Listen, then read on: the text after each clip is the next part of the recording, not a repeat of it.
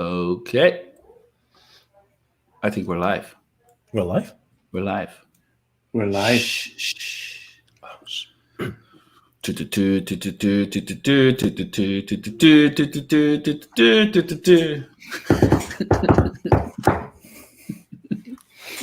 are you kidding me?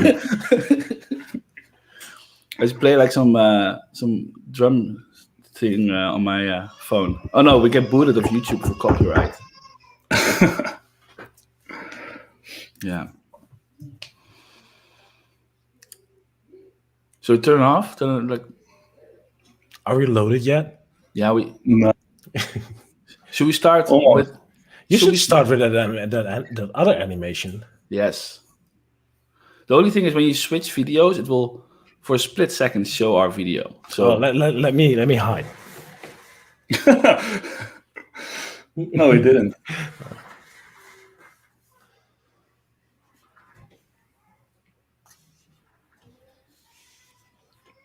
Whoa.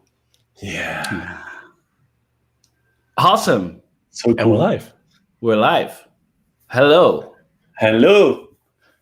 Hi. We should start with introducing ourselves because Yes. All we right. got some complaints about that last time. Let me start. May I?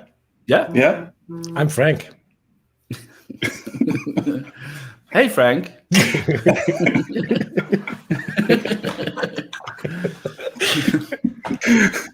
Hey, Frank! I've been Yeah. practicing this, as you can see. That's good.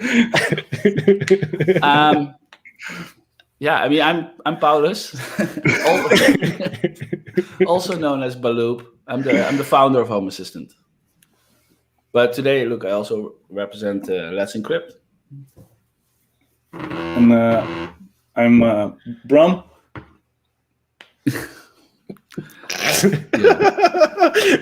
I'm so glad we take our job so serious. That's good. Yes. This is good.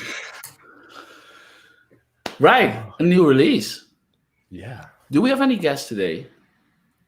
We haven't really pinged anyone, huh? No, we've been busy. We forgot. Should I ping one of the ZWave people? Sure. Or someone else. I don't know. Are you guys drunk? No. I'm actually still on my coffee. Not yet. Well, actually, I moved back since the last time we did a release party. I moved from Europe to California. So actually now it's afternoon. It's 12. So no, I'm not drunk. I just finished the coffee. Yeah. No beer. No beer. No beer. So California, actually, we got rain now here in Southern California today. I'm not sure what's happening. That's not normal. So You should It is consider here. moving back. I'm not gonna keep moving around. Comments. I forgot to look at the comments. Whoa, it's busy. Yeah, Whoa. pre-announced. So over 500 people watching. That I think we did a good job this time by pre-announcing it, right? Like just the day before, just a small tweet that I think really helped. Yeah. All right, Yeah. so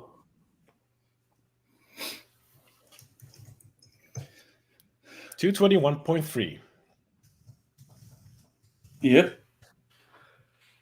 what are we most excited about? I think we three are at least we're biased, right? Right. No, yeah. So the cool new thing is my Home Assistant. Yeah. And I think the concept is sometimes a bit difficult to explain because it is so simple. But the idea is that you're storing the URL of your own Home Assistant instance in your browser. And in that browser, whenever you go through the documentation and you see a link, for example, to an integration that goes through my Home Assistant, you actually get sent to my Home Assistant. My Home Assistant asks you, do you want to open this website in your Home Assistant instance? And you will actually open it on your Home Assistant instance. So no longer in our documentation do we have to say, open the UI, go to config, go to integrations, click on add integration, in the search bar type ZWave, click OK.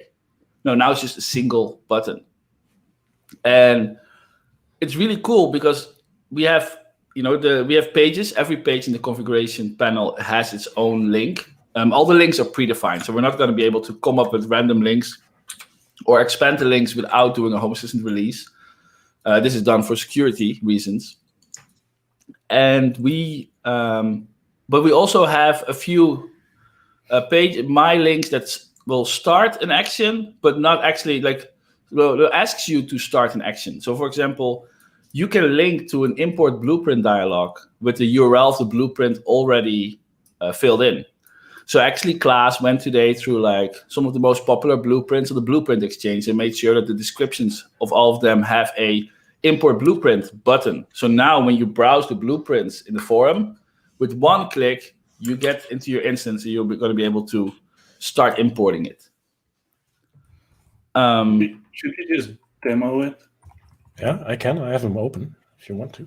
Let's do it. You want to do it? Should I do it? Yeah, you can do it. Okay. Let me see. Tab. I think it should be this one then. Yeah, this is it. So my Home Assistant, let me start just on our website, because this is probably one of the use cases you might run into. Like if you're on a website and you're browsing and you're like, okay, let me see. I have Philips Hue and I want to use it with Home Assistant. Well, previously you would go here and then you would read that you need to go to your Home Assistant page and then to configuration, just like Paul has just explained, right? And then hit the integration button on the lower left, which some people don't know it's there yet if this is your first time, right? But now there's a button right here in the top. And this is a My Home Assistant button. My integration, my add integration is this one. So if I click this one, it will actually show a new tab, which it doesn't show. So that's a good live demo. So it actually will then show this page to ask if you want to open this link you just clicked in your instance. And if I click that, it will actually open up my instance and ask if I want to set up Philips Hue.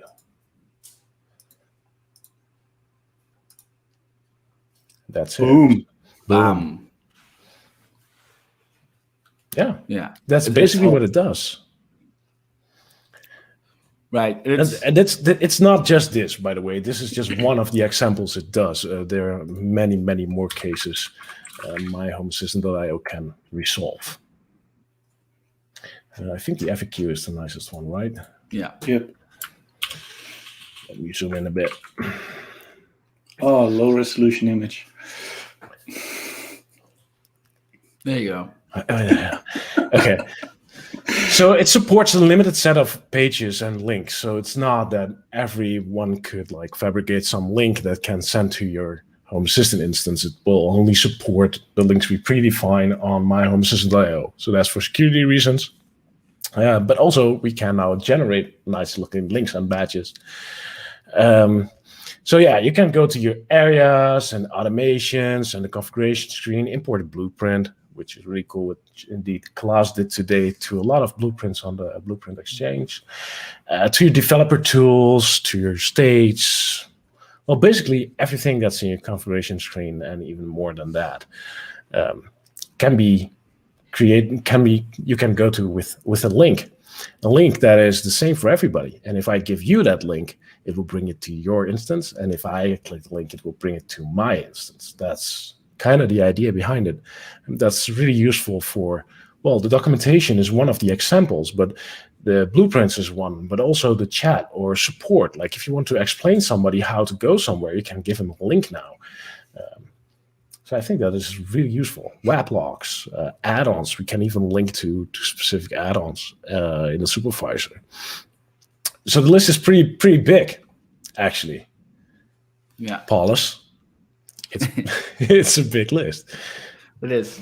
I initially thought that I could create this my Home Assistant in an hour. It was after the last stream. We were chatting a bit. Right. And, That's true. Yeah, just after this live stream, and Paulus was like, "Well, I think we can whip it up in an hour, and let's do it tomorrow." So we started the day after the last stream, Right. and well, basically, it was nonstop working until 5 minutes ago. Actually, yes. Right. I mean, we did a lot of polishing. I think that it became really, really nice. An additional goal, which we talked about right after the stream last time, was we should have like a possibility to add like an integration. That's it. Let's do that, and let's make that our goal, our MVP. Like the minimal viable product should be that. And we made it a maximal viable product and did everything this month. Like adjusted the website and all these links, and we have nice badges and everything is in there. I think the badges are actually the best addition. It makes it so easy for anyone to put those badges anywhere, and they're very recognizable. You see the My logo, you're like, oh, this goes to my instant. Like you have to, the first time you encounter it, like, what's this? And then the second time you're like, oh, I know how this works. So yeah, that's really good.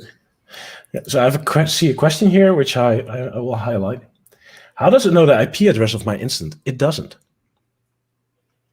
So in my case, it was already pre-filled, but that's because when I came here the first time, it had a field which I could fill in. So it has this field and it's empty, and I have filled it in. So your browser stores that. It's stored in your browser. It's not sent anywhere. Your browser knows this. If you open another browser on your computer, then it's empty again. And once it's filled, it's stored there. And every single time you get here, it will show that one. That's how it works. Yeah. And we've also added support for the mobile apps. So they're still under review with the app stores, but they're coming out today or later this week, kind of depending on how things go. And it means that if you open a My link on your mobile phone, it will actually trigger the mobile app.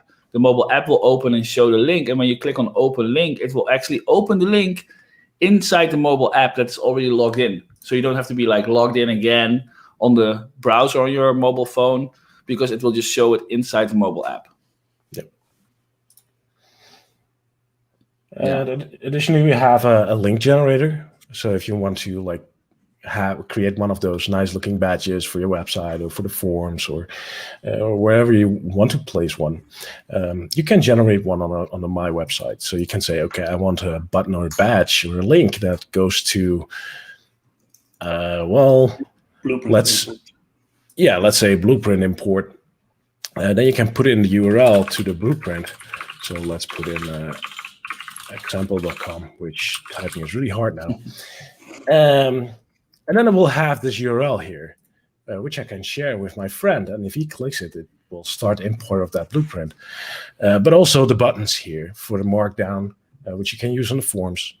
And HTML, in case your website needs it or supports that, that's here as well. So you can just add it. And the same works for all other links. I don't know. Some without inputs, the logbook. This will actually send you to the logbook. If I give this to Paulus, it will open his logbook, I guess, if he has configured it. I have configured it. Yeah. No, this is going to be super exciting. Mobile app is already approved. Somebody writes. Oh, I didn't know. There you go. Android probably. Yeah. iOS is not the, For sure. iOS is next month. Yeah, so this is My Home Assistant actually, and I'm not sure what else to. Yeah, it's actually it's only 3 pages, right? And then of course the redirect pages. So yeah, this is it. We've shown literally every page. Yes. We did.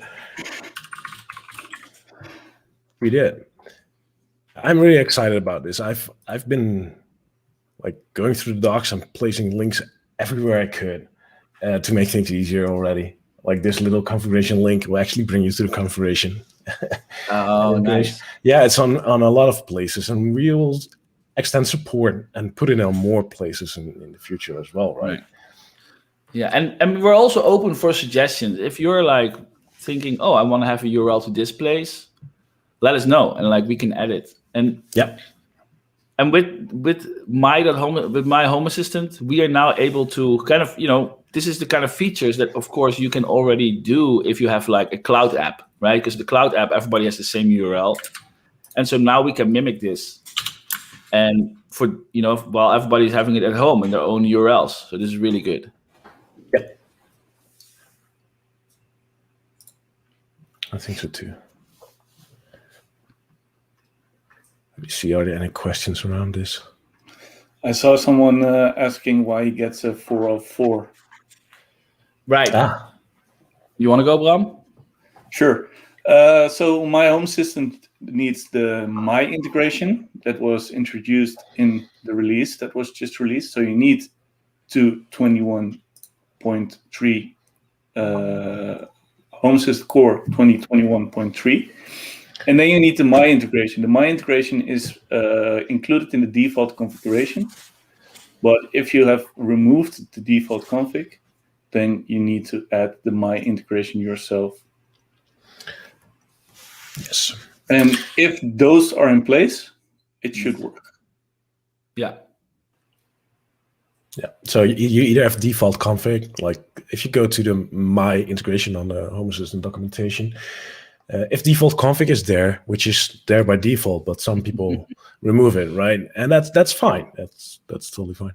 But in those cases, you have to activate it manually. So in that case, you have to add My to the configuration.yaml. But that's only needed if you removed the default config. Yeah. Which we suggest you don't do, because every time we release new features like My Home Assistant or whatever, you need to manually update your configuration to add all the new stuff. So you need to keep track of what's changing to default config to mimic it, so to say. Yeah. Somebody asked, is it just My? Yes. Yeah. Yes. That's it. Yeah. There's nothing more. It's we've been confused by our own name a couple of times too, but it was actually a bit challenging to write the FAQ, like trying to avoid saying My Home Assistant, because in context of a sentence, it's like confusing. But we made it. A PR title to add the My integration was also nice. My integration. Yeah, it was really weird. The first time I saw it, I was like, what the hell is he doing? I'm going to add My integration, right? Yeah. Mine integration. See. Why not allow it to be added via UI/config flow? It's part of the core, actually. It's not. Yeah. No, so it doesn't communicate with the device or service or something. Yeah, the UI and config flow is really for devices and services that we're externally communicating with. Anything that really responds to things inside Home Assistant, events, states, like automations, these kind of things, do not go through config flows. And then My is even more special because of the URLs.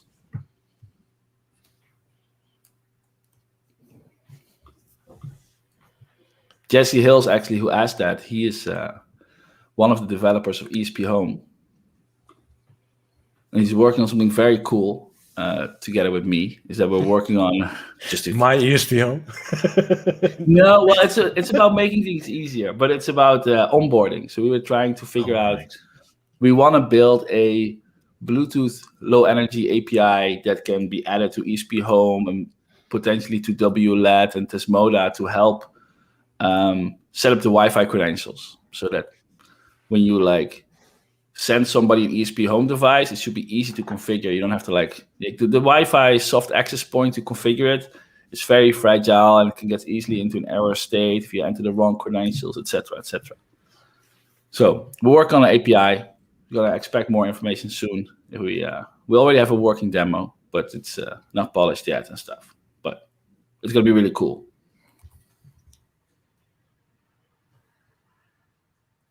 Adano says, I don't have default config, and I wonder why. If you do not have default config in your configuration.yaml, it's because you started Home Assistant too long ago. So we added this to your configuration.yaml by default 2 years ago. I think February 2019. We actually just looked it up for something else. So yeah, if you created your configuration before that, you have this. And I think at some point, a lot of people were removing it because the Discovery integration was loaded by default, and the Discovery integration was too aggressive in loading things. So the new way of discovering is that instead of Discovery, we set it up automatically, which is how the old way worked. We now ask you to set it up through like a config flow. Yeah, that's why I removed it. I never put it back, actually. I should.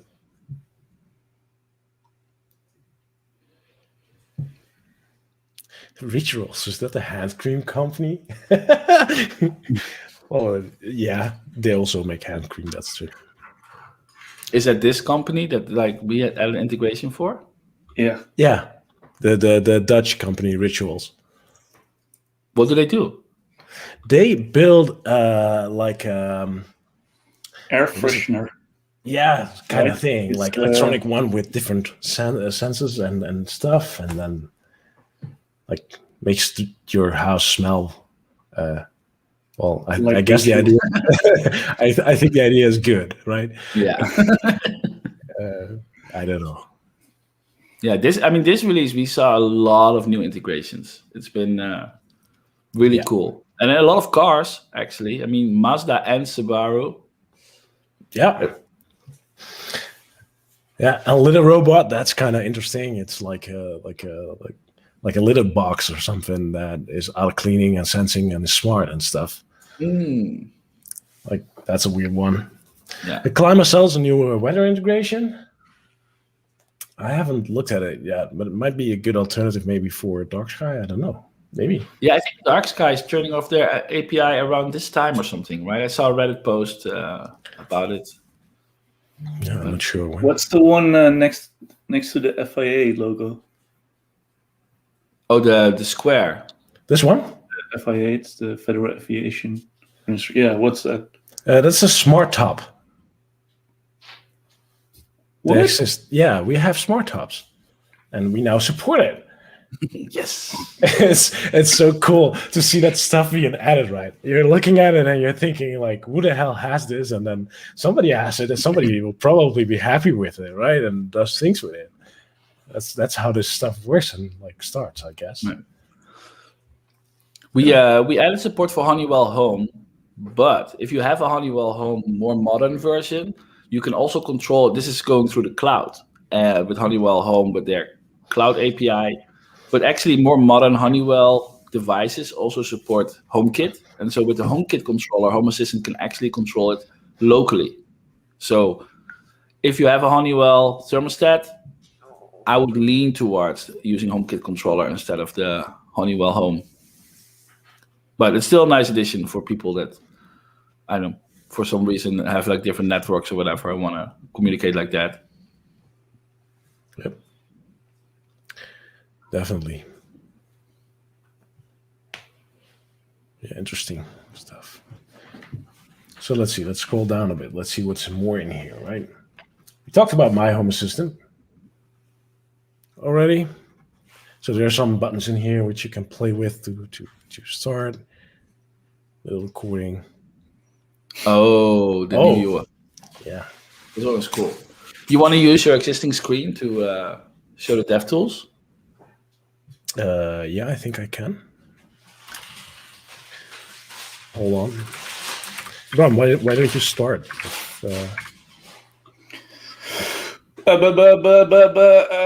Yeah, so our Surface UI, it could use some love. It was not as user friendly as it could be. We had all this information about what fields could be entered for a surface and stuff, but you would always need to enter them in YAML. And yeah, it was just not that user-friendly. So we decided we could do better. And we created a UI for every field that you can enter into a surface.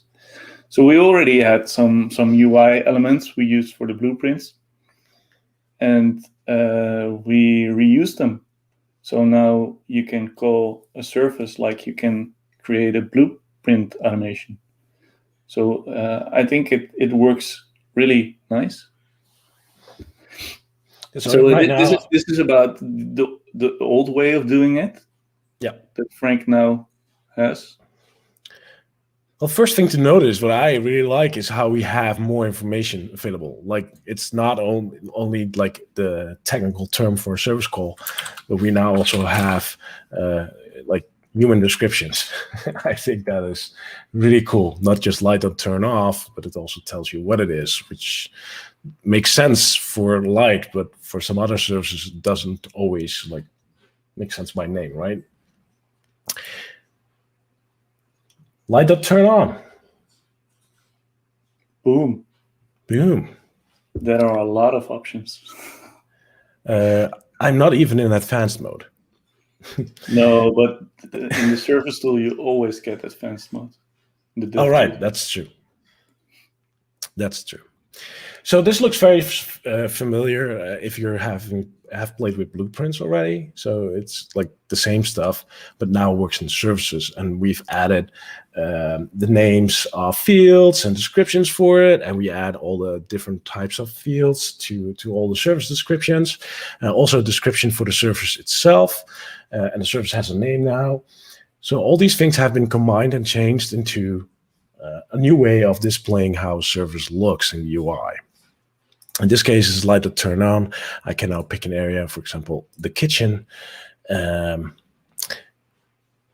could transition my lights to specific color. Now I'm looking for color.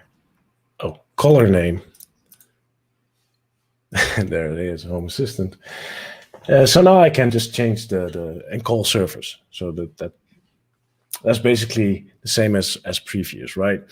And we have right here in the bottom left the go to YAML mode. So in case you're more like, give me like the old-fashioned way, I want to enter it myself. Not that only is still that, possible. Also, if you want to try something in the DevTools first and then want to copy it to an automation or your Lovelace button or whatever, you can go to YAML mode and just copy it and paste it somewhere else. That's something else we did. We aligned all the configurations. Like before, the configuration of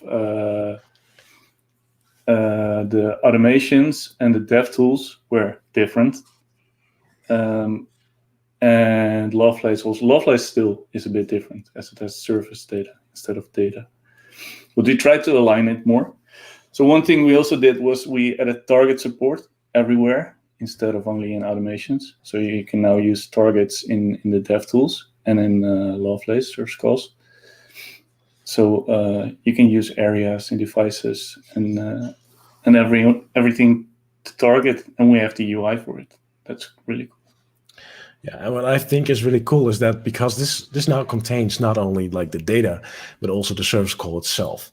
So if I go to the documentation and copy in a YAML example that is in the documentation, that will actually work now right here in the service tools, in the developer tools, right? Yeah. That's just really nice. And if people are missing that their favorite services are not updated yet with the new UI, it's all powered by the same selectors that we introduced for blueprints. So if you go to the core repository in GitHub, look for services.yaml file inside your favorite integration, and there you can see and update it. I see a question here, which I really want to answer, by the way, because I think this is, maybe we are already like spoiled with Target a bit, right? But Mark asks, why Target and not Entity ID? So we split it out for blueprints. So we did this because in blueprints, you have to replace the whole value of a key. So you cannot just, for example, with a target, we want to be able to allow people to specify areas, devices, or entities based on how they have organized their house. And that was not possible unless like target became its own property. But actually, it also became really nice just to split it out. So you have, this is the data that influences the service call. So the transition, the color, and the target is just the things I want to target right now. And that is what you specify in target. And yes, you can actually still, every field of target can be used inside data, but we prefer if you don't, because it just makes it easier for examples. It makes it easier to debug. It's just easier in every way. So I have right now changed in the UI mode. I've added the kitchen as an area, my bathroom ceiling as a device, and bathroom as a area. Entity. And an entity bathroom indeed, sorry. And if I now go back to YAML mode, it will look like this.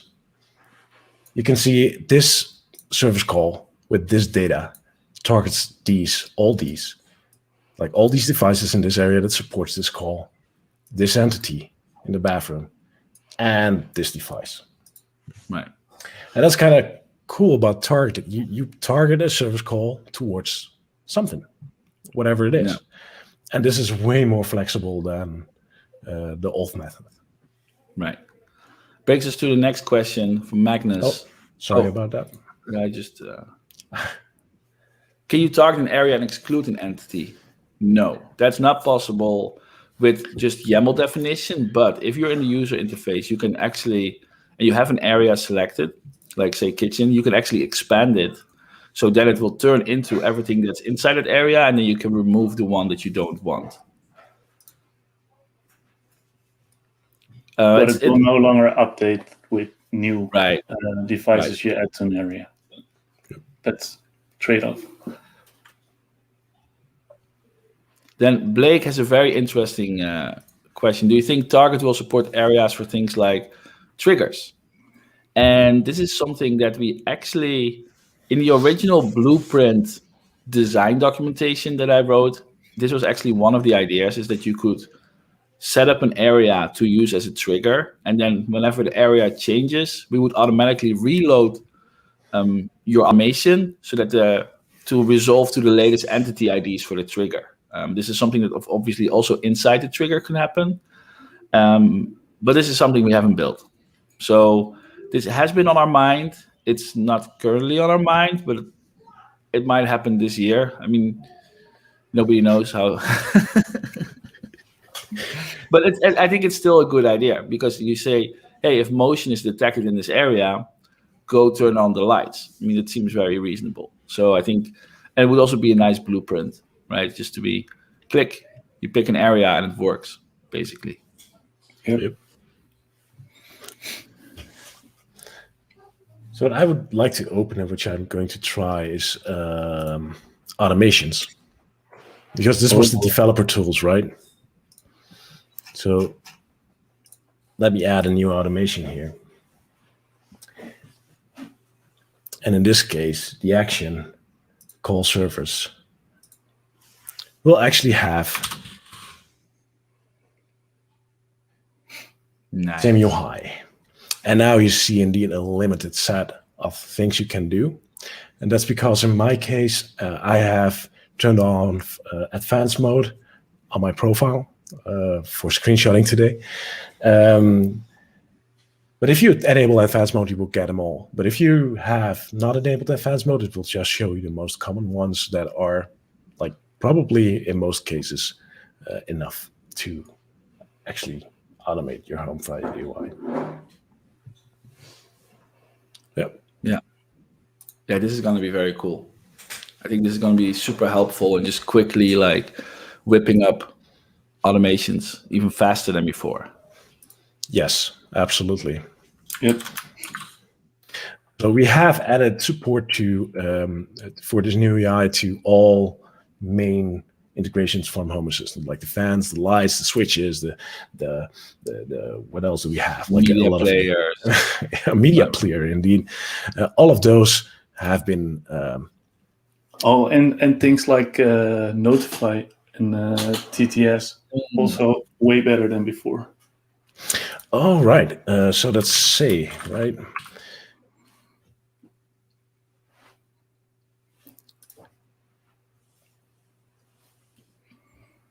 So much easier to just say something.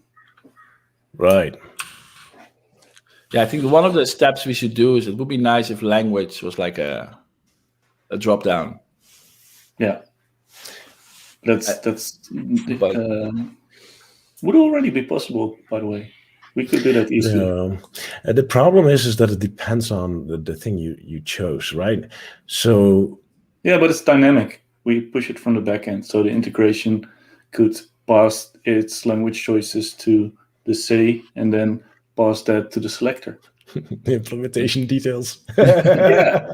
Super cool. no, but it is definitely possible. I know that for the cloud, we know which list of languages and gender combinations we support. But of course, creating a form that like updates the available genders based on the language you selected, that is very tricky.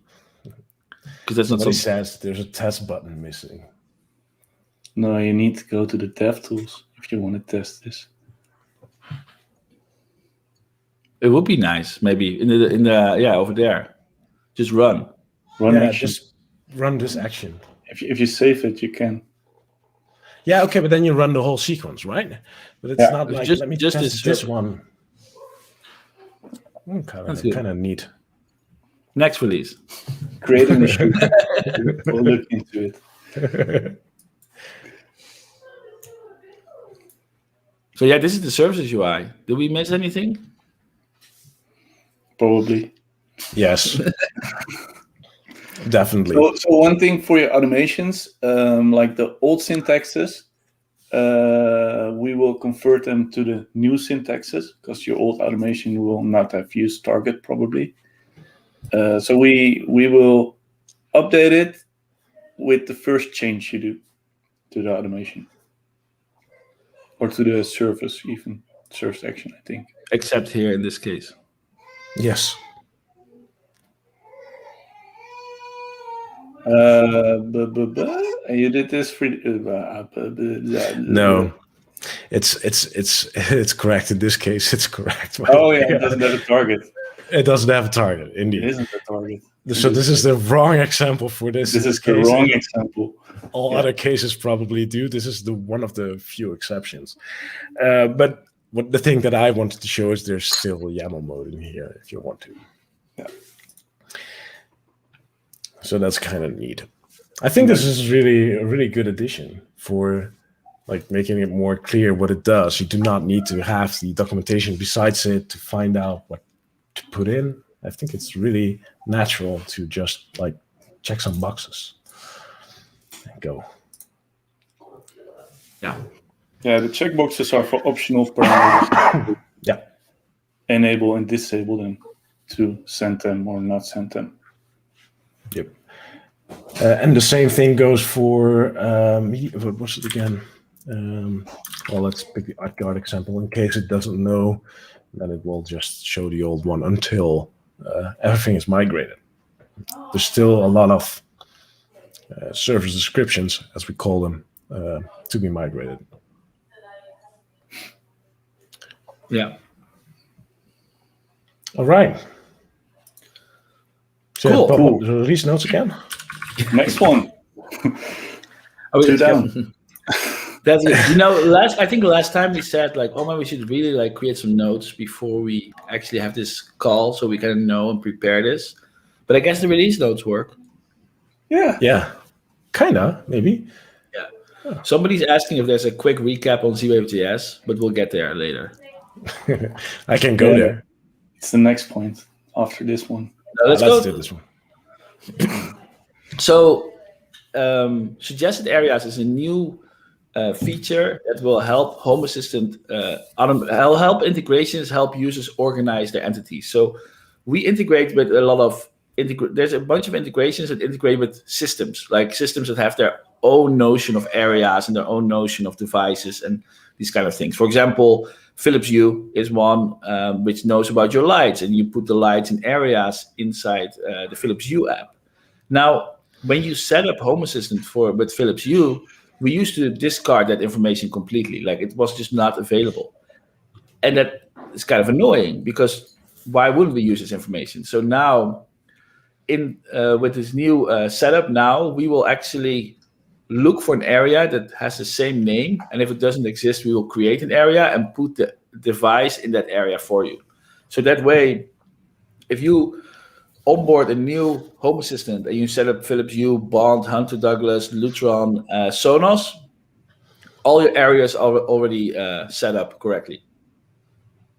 So it's really cool. It will really make it even easier to start the onboarding experience. I think it's cool that it's not discarding that information anymore. Right. In general, like it feels like a waste, right? And now it's useful. Yep. Yeah. So this is the list. Yeah, and it's going to be expanded. I mean, this is just the first release that has suggested areas. So of course, we had a bunch of developers already jump on it and like fix stuff, and it's going to be even more in the future. So expect like a lot of these systems to pull in the stuff. I think actually ZWave GS should be on this list too. I think it was added last minute. But if you use ZWave GS to MQTT, we will pull in your device as well. But I mean, That's my bad. I missed that in the release notes. Like I think ZWave GS is kind of an edge case anyway, because you need to use the ZWave GS to MQTT and set up your areas there, and then you might as well just set up your areas inside Home Assistant. Yeah, I kind of do both. As in, I use it because, well, it gives me like some configuration options at this point. But I have a lot of the same devices in my home, so I need to distinguish them. In this is in the ZWave MQTT interface. So I assigned them to an area, just like because it was just quick. Right. But yeah. Is their area experience better than ours? Well, if you consider just like a string on each device, like a text that you can freeform fill in, like better, then yes. I would say no. Okay. Oh, you don't define an area? No, it's just a text field on each device. Okay. Right. So you can use it for something else as well. That's also how we pull it in. Yep. So yeah, I can use it as a serial number field if I want to.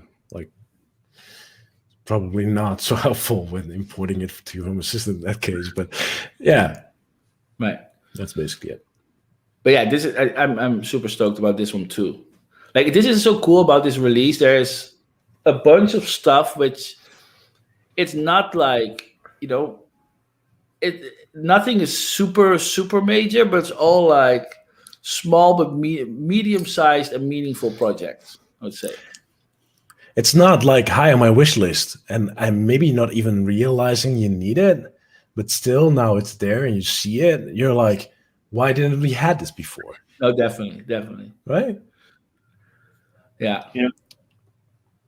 Shall I scroll? The last thing about areas. One of the reasons areas is nice is when you export it to other systems, we can actually supply your area as a room hint to, for example, Google Assistant. So then your Google Assistant is automatically configured as well, which is really nice. I think honestly that areas is probably one of the features that is growing slowly in the community.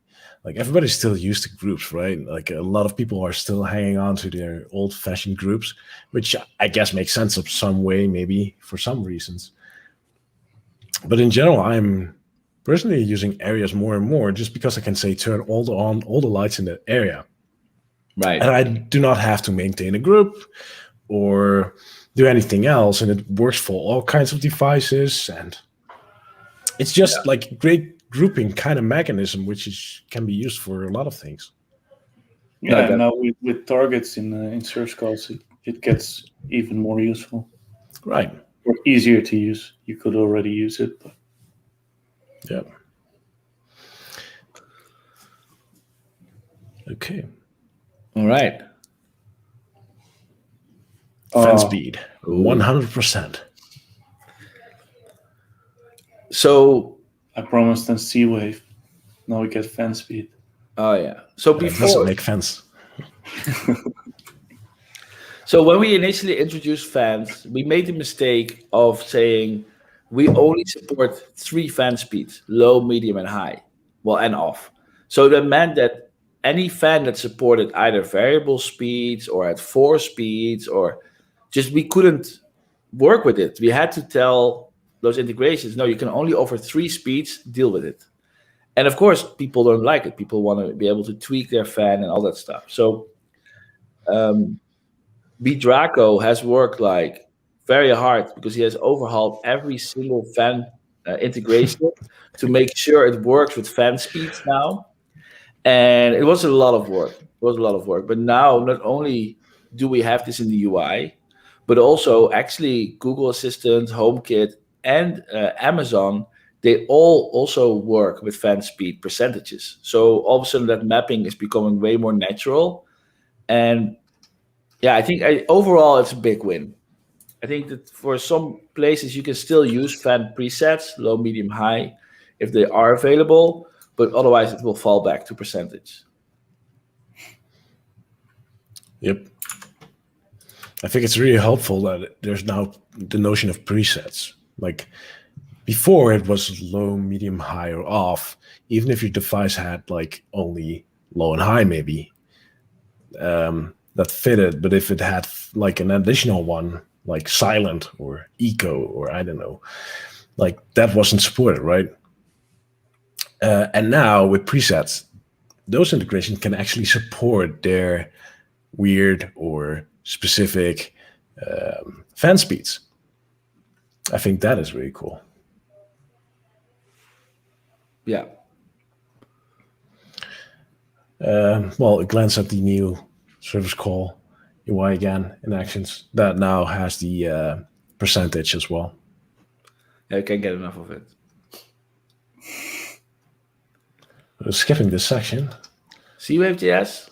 Nobody cares. we talked enough about it last stream. We can skip this. So anything new? I think a lot. So this integration is literally moving at light speed. There's like 4 or 5 developers working on it like all the time on all the different layers, and bugs are getting squashed super fast and new features are being added. And I mean, yeah, if you haven't moved to ZWave.js yet, I would definitely consider it because it's faster, and it will, if you encounter a bug, the odds that it can get fixed within like at least the max 1 release is very high. So I mean, new in this release is we added backwards compatibility. So that's actually not new. That's not a feature, but it means that we don't have to break old installations to add features to new installations. But the biggest ones are set config parameter and refresh value. And set config parameter is especially useful for things like locks. So for example, you can change the code of your lock when like your guests are here or something like this. You can get them a unique code and then remove that all through the Home Assistant interface. And refresh value. This is for some older ZWave devices. They need to be pulled, and it's kind of annoying, and it's also bad for your network. So we didn't want to make it super accessible, because if a ZWave network gets too busy, everything else gets slower and batteries drain faster, etc., etc. So there's a refresh value. If your device needs it, you can like create an automation and set your own polling interval, but use it with caution, please, because it will just ruin the rest of your ZWave experience. And the problem with ZWave is it's always super painful to debug, because some messages are getting slower and slower, batteries are drained slightly faster, but you don't really notice it until at some point it gets more and more slower as more refresh values are being called. And then all of a sudden you're like, ZWave sucks, even though it's actually, no, the way you're using ZWave is not the correct one. So a funny fact between seeing this blog post here is this ZWave refresh value and also this service here is a link, and it will actually go to the page. That's not what I meant to. I removed that. I thought it was linking to the nice epic fail. You thought it was a my link, didn't you? I thought it was a my link. Yeah, I think I removed it, or did I not commit it? I'm not sure. It was a my link, but it is. You can do it from the automation sources. That's my link. That's true. So I create a link for you. Well, that's easy, right? But we can link services now as well, by the way. So that's something we're working on. I see a message from Blake, which I really want to respond to. Blake is not looking forward to converting from ZWave to MQTT with 80 nodes. Well, you don't have to. No. Oh, ZWave to MQTT is no. That's the previous. Yeah, ZWave to MQTT is the open ZWave version. Oh. Or else it would be ZWave JS, right? So he needs to go from open ZWave to ZWave JS, and he's not looking forward to it. And I can understand that. But honestly, like the old ZWave versus the open ZWave was the difference from night and day. But this is also like from I'm sorry. I love how fast it is and how quick the development is and how fast everything gets squashed, not only from the Home Assistant side of things, but also from the ZWave JS team, right? And yeah, just set aside like I don't know, evening and go for it. Like, the nice thing about ZWave is that actually all the pairing information is stored on the ZWave stick. yes. So the thing that's going to happen when you pair it, it will actually it will just create new entity IDs. So it will, it's not, redoing Zigbee would be way more painful because then you have to repair everything. Yeah. Frank knows everything about that. I know. Yeah. I know. And I think there are plans that people are looking at migrations, but that's not going to be from ZWave to MQTT, right? That's an external project, so that's not something we're going to invest time in, but we are going to look at creating a migration path from Open ZWave and ZWave Legacy. But I mean, those things take time, and right now it's been really a priority just to get ZWave JS like out of the box working really well, and it's going really well. So, ZWave JS, if you run it on Home Assistant operating system or Home Assistant supervised, it will actually install the ZWave JS add-on that is required to run this in the background. So you're just thinking you're setting up an integration and we install this application in the background to actually talk to the stick. Well, in this release, the integration will also update the add-on to the latest version that is required for this integration to work. So you don't ever even have to realize that you're using an add-on. All the management of it is being done through Home Assistant, through the integration. So even if you unload or disable the config entry, it will also stop the add-on. So I asked one of the ZWave JS developers to join, but he's in his car. So I don't know if we should actually get him in. I mean, he can't hear us right now. He can hear us right now, but he cannot see us. It's kind of funny, but it's kind of tricky. Driving a car doing this, No, it is. It's dangerous. It's dangerous. No, I'm gonna pop him in, and then I'm gonna tell him that he should just either park his car or call in later. Pietro. I can park. Yeah. Park the car. Great. This is live, ladies and gentlemen. It's like television, but live. Okay, I'll add you to the stream again. Okay, he's disconnected. Okay. Oh, good. Guys. Yeah, he was just getting off work, he said. So, but I guess he still has to drive home.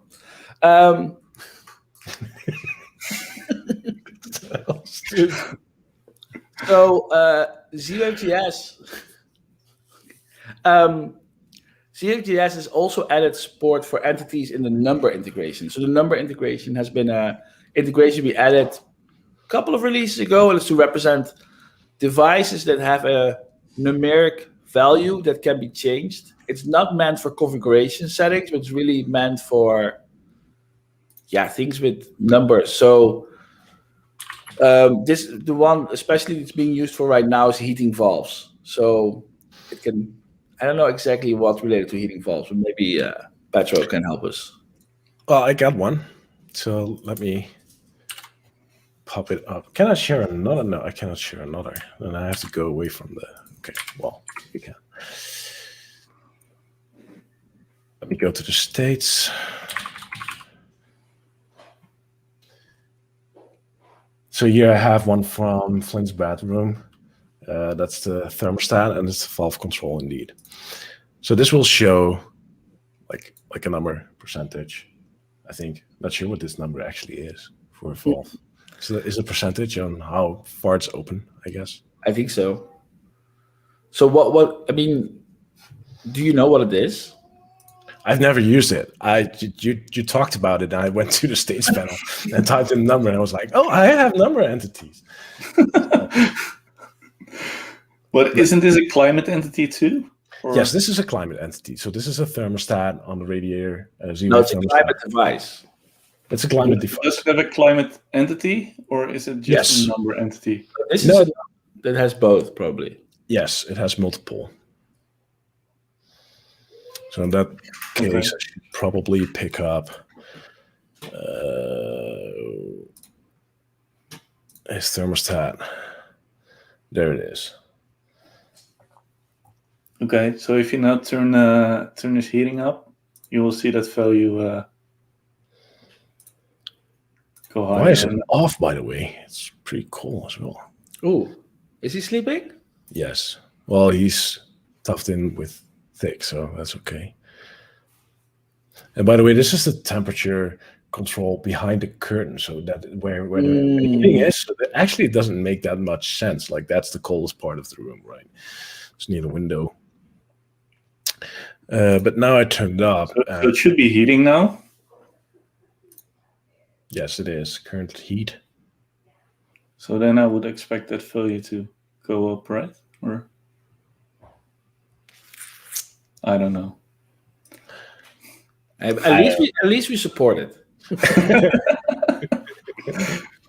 Well, I think the number entity is cool. It has quite a few use cases for analog inputs, right? For things like, I don't know, for some kind of ID input, or I think we talked about effect speed once. Like there's probably like WLED could probably use it. It has effect speed, which before had no way of putting it to the UI. It should now be able to like put out a number entity. So maybe I should go and do that.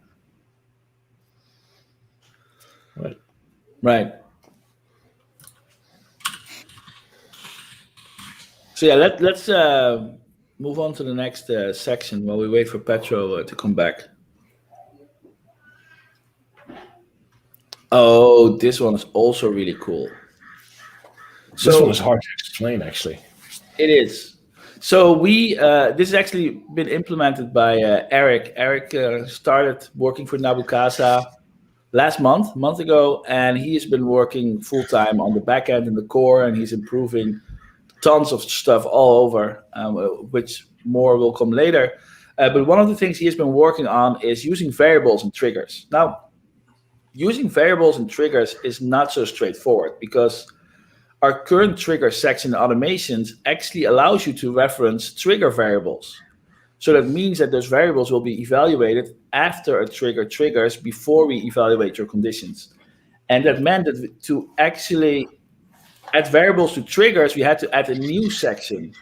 And the reason we actually wanted variables is because with blueprints, we can replace values, but we can only replace a whole value. You cannot just substitute a value. So to substitute a value, you need variables, and then you can render it with templates. But when you add templates to triggers, people expect that they can actually, for example, include a state of Home Assistant inside their trigger, and that their trigger will reevaluate as that state changes. But that's not possible. At least that is not possible today. So what we decided is that we're going to make variables available, and we're going to make limited templates available. So limited templates are a new concept where you can actually use templating features, but you cannot reference the state of Home Assistant. So it's kind of nice because you can still, as you can see here for MQTT, you can dynamically build up a topic, for example, for MQTT to listen to, but you don't get access to the state. Was that too complicated? Yes, but it's correct. And then once you have the trigger variables, those will also like become available in your conditions and inside your actions later. So that will all just like trickle down. Yeah.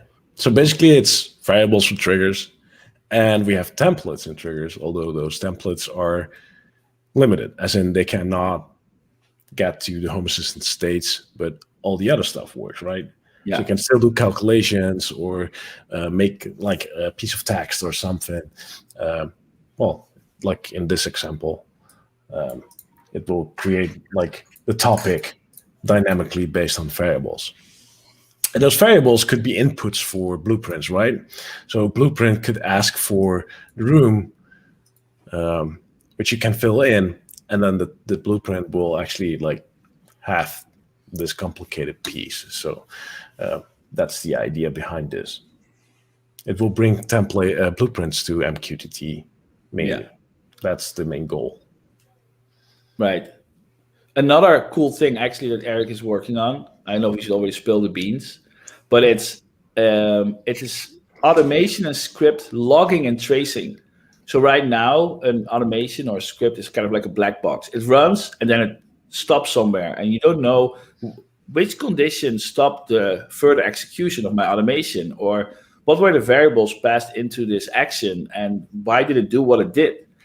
And that kind of black box we're trying to open up. So it also is kind of looking like Pandora's box because it's very complicated under the hood. But the idea is going to be that you can run a automation, and when the automation has run, you can exactly see at which step it did what and why. And in the future, I mean, we've been kind of like thinking about where we want to go. And one of the crazy ideas we had was like breakpoints. Like you could actually pause your automation, look, and then continue it. But for now, it's just going to be, and I hope we're going to make it, we're going to make it for the April release. It's going to be that you can see an automation run and see really like, even if it had like a choose, for example, you can see which of the paths it has chosen and these kind of stuff. So it's going to be really cool to see. And then we hope that we can team up with Thomas Loven, because Thomas Loven made this really cool visualizer of automations. And then you could kind of like have a visual description of how your automation run, and then like highlight the path it is taken.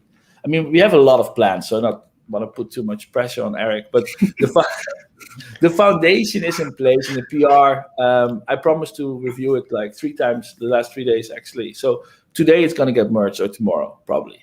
So April actually contains a really small preparation towards that already. That's the alias support on everything, right? Yes. So in automation, the automation usually starts with alias. That's like a small description or title you give to the path, but it actually works on all parts of an automation in every step. And what Eric did, this release already, and that's now out, is that alias is supported on each and every single step an automation or script has. So you can, that's really helpful because you can now say, okay, this service call has this alias, and it can be descriptive. You can give it a descriptive name of what you're doing there, not just by comments, but also by setting an alias. And later on, we could, maybe, I'm not sure where this is going, but it probably will have some meaning later on a step where something happened, or the path it chose with a choose. Or so I think that is a really cool addition already in this release. All right, it looks like Petro has stopped driving, so I'm going to add him back. Oh. Yeah, let me just change the, that's too much, Frank. Sorry. Hey, Petro. Hey. How's it going? It's going. Just for any law enforcement watching, did you stop your car? No, they don't really pay attention in my area. So we're good on that front. That's good. That's good. So we just already talked a little bit about ZWave JS, but I mean, you're very much involved with the development. What has changed since last release? I think the biggest one, or the biggest thing that we've changed, is the set config parameter. You can now set partial config parameters or full config parameters via a service, and it doesn't rely on the node ID, which is a nice change. So all you have to do is use the NAD ID or the device ID, and you're good to go. So it works well with those new targets. Nice. Yeah, and then outside of that, various devices were added in. There were some fixes to lights. There's been a lot of device configuration changes as well. Most of the Innovelli devices are now working.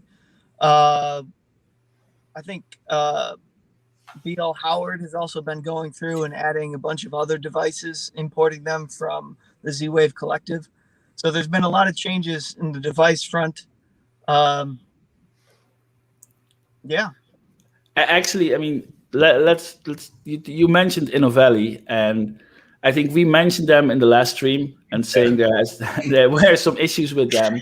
And props to them. They actually reached out to to you, I think, Petro, right? And to some other people that are active in both our community and on their community forums.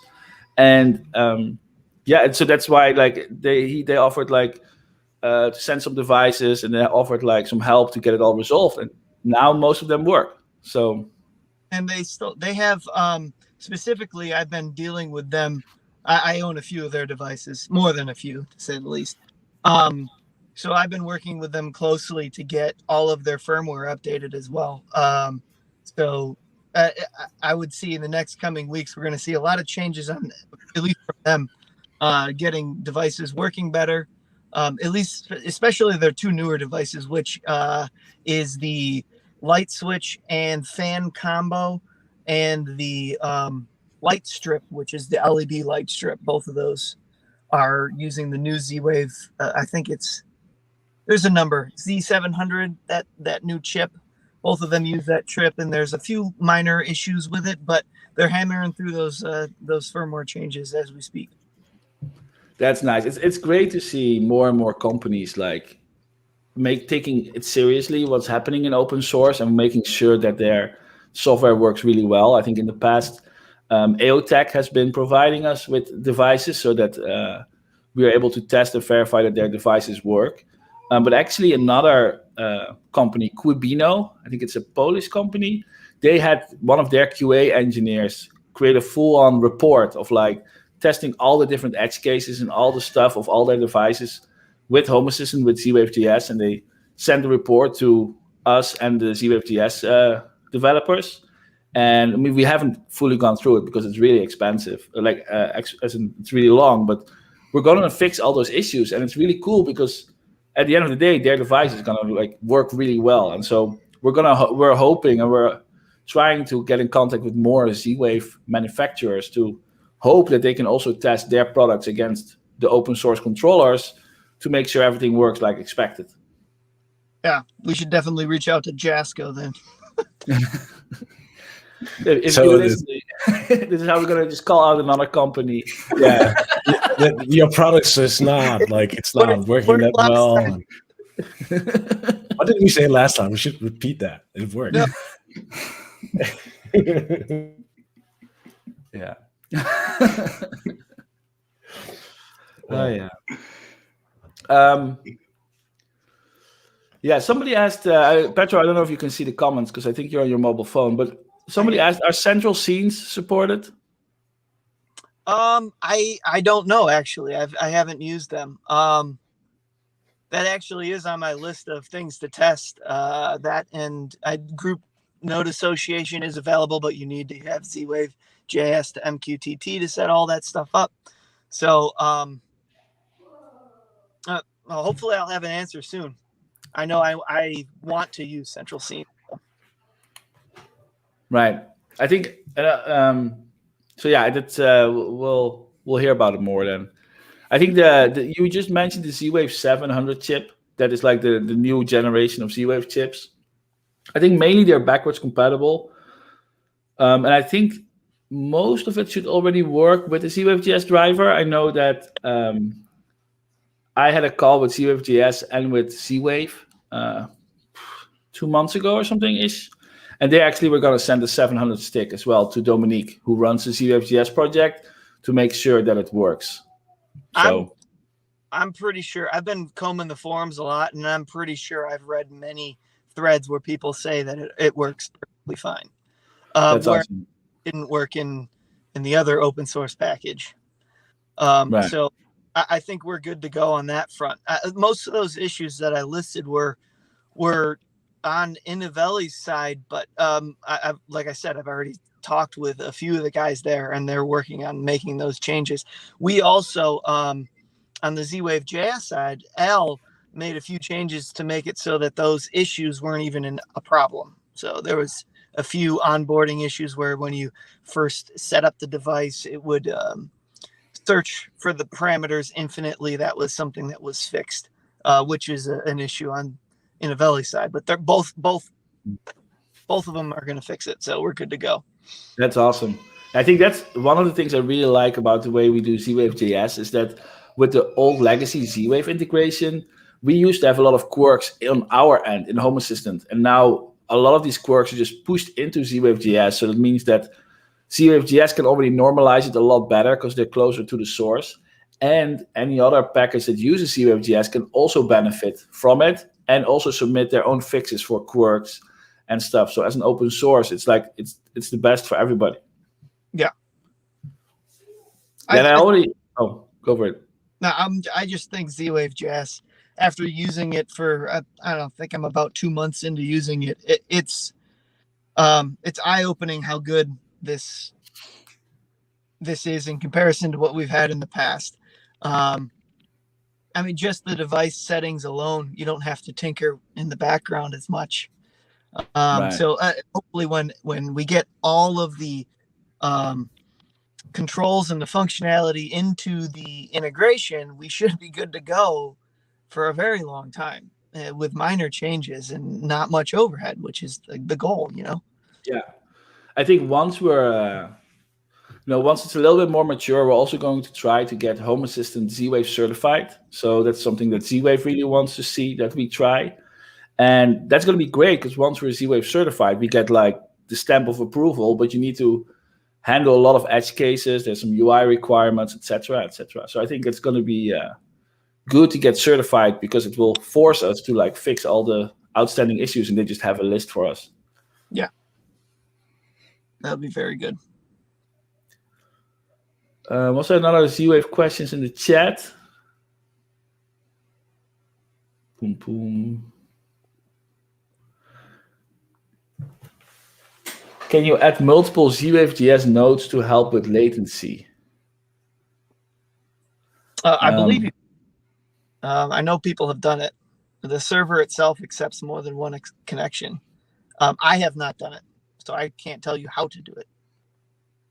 Right, but I think if you want to work with latency, shouldn't you just have more powered ZWave devices that just work as routers?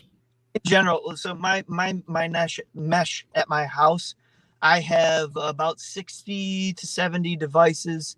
Most of them are wall powered, and I have zero latency issues. I don't have many sensors outside of things. A lot of my sensors are ESP home sensors, but the few ZWave sensors I do have are lightning fast, and they're all battery powered. So I have a very, very strong network that encompasses my entire house. And if you have that, you'll be good to go. I do see a lot of people who have issues where they have a ZWave node every 30 feet. And that just, you're asking for trouble if you do that. It's good to have one. I know this is probably overkill, but I have one probably every 10 to 12 feet, just about throughout my house.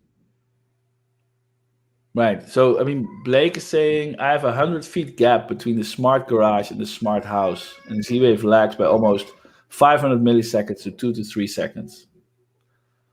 Yeah, that's a lot. But the only way you can do that is by putting some repeaters in between. Right. But I bet there's no house in between, right? But Yeah, that's a big problem. But you could run a cable out there. I guess, yeah. I have a an outdoor outlet that I have as ZWave in a like an outdoor container that is kind of required by law in the U.S. But just having that on the outside actually helps because there's no walls in between. Oh, yeah. Yeah, which is a big difference. I mean, you got to think this is essentially Wi-Fi, but a slightly different channel. Walls are going to interfere. So No, definitely. Yeah, ZWave is like the sub gigahertz channel, which I think it will go further, but it has less bandwidth, right? So compared to like a Zigbee, which Zigbee competes with Wi-Fi at the same channel, which is not ideal. Yeah.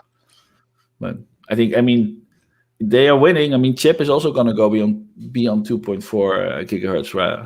At least in the start. So. Yeah. But the thing is that specific like frequency is available for all countries, right? That's like settled. With Z-Wave, what you now see is that all those different parts of the world have different frequencies. So that's troublesome at some point, right? Right. I'm sure it is. It doesn't seem to be an issue in the U.S. At least from what I've seen. Well, the issue is that the Z-Wave devices from the US have to be adjusted to be sold in the EU and these kind of stuff, right? Your Z-Wave devices won't work in my home. Oh, really? Yeah, different frequency. You learn something new, don't you? No, but right, that's one of the problems, and that's for different parts. I think there are 3 or 4 different frequencies for Z-Wave, and well. That's cool about like Zigbee in that case, but that's because the 2.4 gigahertz bandwidth which has an issue with Wi-Fi. Then, yeah. I see somebody in the comments who said, "Would be great if the integration could use a server on another IP address in the network." That's actually possible. You can, if you set up manually the ZWave JS, you can enter an IP address and running on anywhere. In fact, during development, where I didn't have access to a Z-Wave stick, I would just develop against Marcel's home network. So he had actually forwarded the Z-Wave JS socket to me, and I would communicate to it from my own home for development, and it worked perfectly. Yep. That's actually part of the installation process. Is there's a checkbox that's checked by default. If you uncheck that, you can enter any IP address you want. I forget the exact wording of that message, but it's basically use internal Z-Wave component, and you don't have to check that. Yeah. That's actually I sometimes hook up Z-Wave to MQTT. All right, sorry. Yeah, well, what I sometimes do is, especially now when I play with a development instance, actually hook up my development instance of Home Assistant towards my production instance, which runs ZWave JS. So I don't have to set up a second one. I can just use those devices that are already there. I think that's pretty elegant. That actually works. Yeah, it would be. I mean, the way we've architected, like set up Z-Wave with the WebSocket server is working so well. I mean, I think it would be great to have other protocols set up like this. I'm thinking of Zigbee, I'm thinking of Chip in the future. Having the stack completely separate so that restarting Home Assistant doesn't restart your Zigbee or Z-Wave stick, for example. Right? That's already like very helpful, definitely on large networks. Skipping that interview step. And just the way we can dump and debug stuff is really cool. Like if you are using ZWave JS and you go to the ZWave JS configuration panel inside Home Assistant, also accessible through a MyLink, you will be able to click dump, and it will actually dump the whole state of your ZWave JS server. And you can share this with the developers. And then we also added support in the backend, but not in the front end yet, that you can like capture the state over a period of time so we can actually see events happening. But that will really make it easy for developers to just replay what's happening in your home in their test instance, test environment, and see what's going wrong.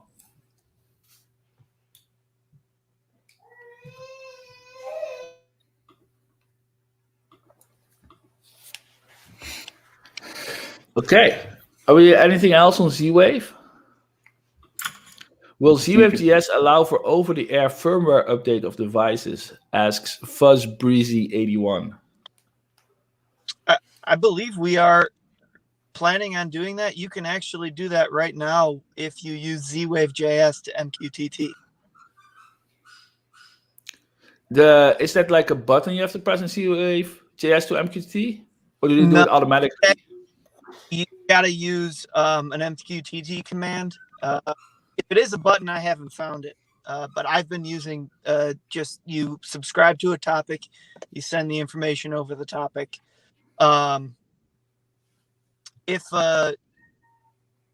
me later, and I'll write up a little blurb on how to do that on the forums. Yeah, I actually just remembered now that we have an open issue to implement sending an over-the-air update to devices, because it's possible in ZWave.js. But the reason we didn't add it to the ZWave.js WebSocket API is because you need to upload the file. And so it's kind of annoying to send the whole file over a WebSocket connection, because we have to like base 64 encode it or all that stuff. And yeah, I mean, it's not too big, I guess, the firmware, but it can still be. No, it's all, but it is the current way it works. It's not straightforward. Right. So I don't think there is a button to do it. And you do need to have the firmware information in a specific format. So right. I think ideally we would have a collection of like devices and URLs to the firmware just inside ZWave.js, so we could just easily have it, automatically update or update it like on demand or these kind of things. Yeah. Right, because like all those InnoValley firmwares that are coming out that you're talking about, how are we going to get those to our users? Right, that's something we would like. They post them on the website, and they're just raw files, and it requires 2 of them. So I'm not entirely sure. I know that company alone, they'll be pretty much anything. So there's no issues with them. I'm not entirely sure how we'd pave that path forward. But I guess that's something we need to figure out. It would be nice to have over-the-air updates, because otherwise people are still going to install another controller to get that figured out. So, Right. Yeah.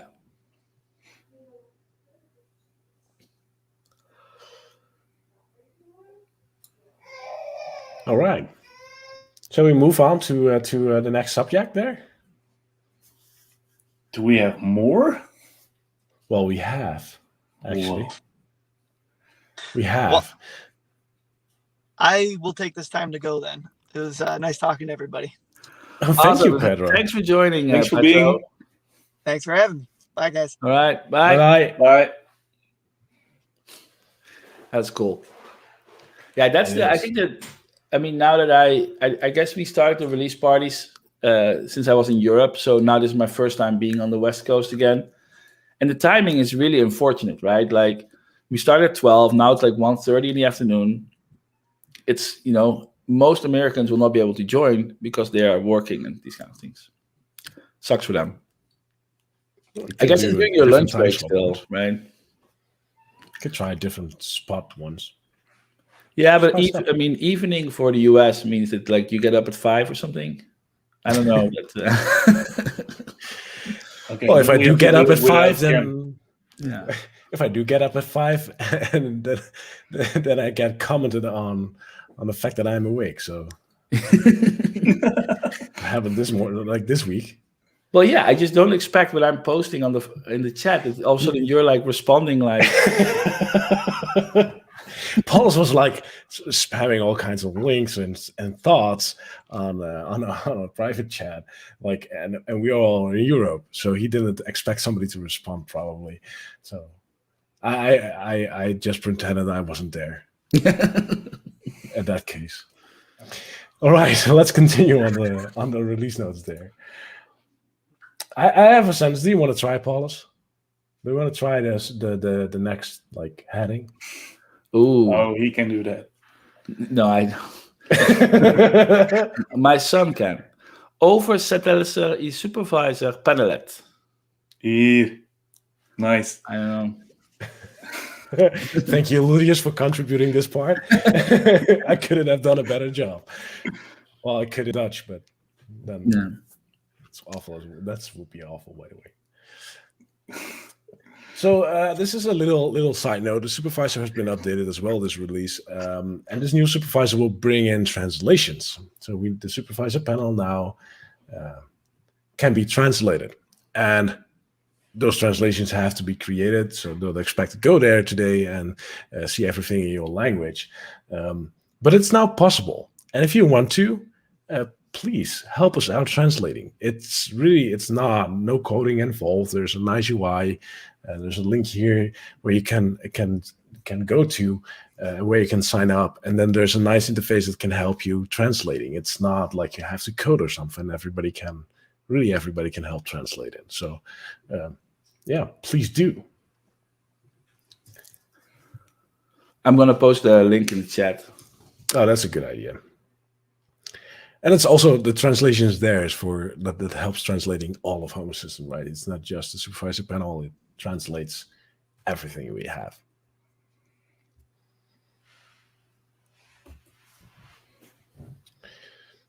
Yeah, so I just posted the link that's to the front-end translations, which is being used for most of the front-end and for the supervisor panel, but a bunch of integration-specific things like the config flows, those are actually stored in the backend. And states and states, yes. Stuff like that, yeah. So I think we have 4 projects: Android, iOS, backend, and frontend. Yeah. You can help out on. Actually, let me post the generic link. But yeah, there's more supervisor updates. There's actually a lot of cool stuff. I think my favorite one is that we now hook up the supervisor with the WebSocket to the front end. So it used to be that when you were having the UI open, like from Home Assistant, you're used to having every state update instantly. But the moment you open the supervisor, that stopped happening. And that kind of sucked. Because there's not a nice experience that you hit refresh or these kind of things. So now, if you have the dashboard open, any supervisor page, events are being pushed to the front end, and we're going to use this more and more moving forward to help, bring the data, make it more real time. So updating, the state of an add-on as an add-on running or these kind of things should be more clear. Yep. Additionally, this is more technical for add-on authors, but they can now use YAML for the configuration instead of JSON, which is a nice addition, nice touch. But actually only applies to add-on authors. But add-ons now can also provide translations. So this is not just limited to the supervisor. Add-ons can now provide translations as well. So that's kind of nice. And then, well, let's go over all the bullet points, because I've also see some questions about passwords. But first, the new update dialog. So snapshots are, of course, our way of doing backups. So now we offer you to do a backup before you do an update. That way it will, if things would ever go south or you want to roll back, now you already have a backup available. So that's great. And it does that with add-ons as well. So if you upgrade one add-on, it will ask you to make a snapshot for that add-on, just that add-on at that moment in time. So it would not create a full backup, just the part that you're upgrading. Which is kind of nice. Yeah. Yeah. And then there's better hardware support. Is this the hot plugging of USB serial devices and stuff? Yep. Right. So previously it was with Docker, with the USB hot plugging has always been kind of a pain.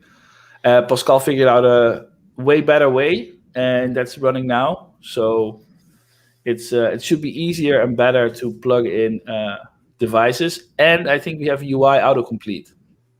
Or did we already? Is it this release, or was it already previous release?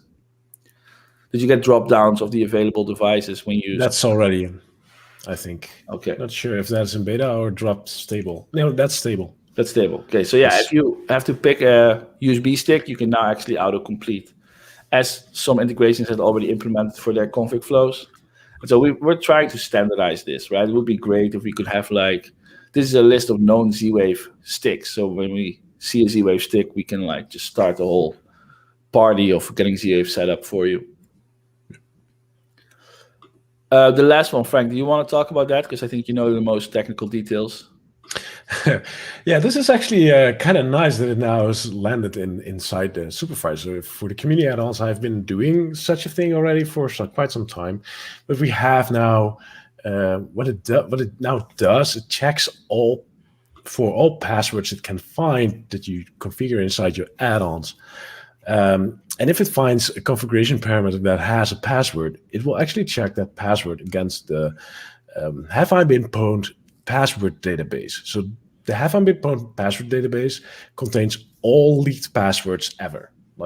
Well, that's not probably true, but it's probably pretty close to have an index of all leaked passwords. And if it finds your password in that database, then it will create an alert and a warning on the fact that you're using a password that is known to hackers. The reason why this is important, that if somebody tries to crack or hack any system out there, they generally try to use known passwords because it's just quicker and easier than trying every possible combination of letters and numbers and characters that are on your keyboard. Because it's just faster, and the fact that somebody would use such a password is big. So now the Home Assistant will warn if there's a known password that has been leaked before, then it will warn that you're using one. Technically, I've seen already a couple of posts of people saying, but how do you check this, right? Do you send my password out to have I been pwned to check the password? How do you do this? Is this locally? Well, both answers are kind of not true. How do we do this? It's a technique called k-anonymity. It's a technique that's created by Cloudflare and Have I Been Pwned. And what it does, it takes your password locally, then it mangles it into a hash, which is like a mathematical representation, a long string of text, long piece of text that represents your password, but could be as well a different password. You don't know what the actual password is. It's some kind of long piece of text that comes out of it. It takes the first 5 letters of that random piece of text that came out of it, and that first 5 letters is sent to Have I Been Pwned. So first your password is mangled, then the first 5 letters of the mangled one is sent. That's not enough to think of what your password is. Have I Been Pwned will then send back all the possible combinations of passwords they know with the same manglement that starts with those 5 letters. And from that list, we check locally if one of those match with your actual password. And then we decide it is leaked or not. So it's a pretty cool technique. It's pretty complicated to understand, but we don't send the password. We send a small bit of a mangled password, of a password hash, a small piece, which is not traceable. We use that to download a local database of many passwords that if your password is leaked, it would have been in that one. So we actually have, Ludius just posted a link that we have on our website, which I should have just highlighted that, but I also just posted the link to Cloudflare about how k-anonymity works. So yeah, if you see Ludius' link, type it over very quickly. I'm sorry you can't really copy paste. But yeah, this is it's secure. Yes, it's used by many password tools as well. For example, 1Password is one of the well-known and bigger password tools out there. They actually use the exact same technique. The Have I Been Pwned password, the Have I Been Pwned website uses the exact same technique.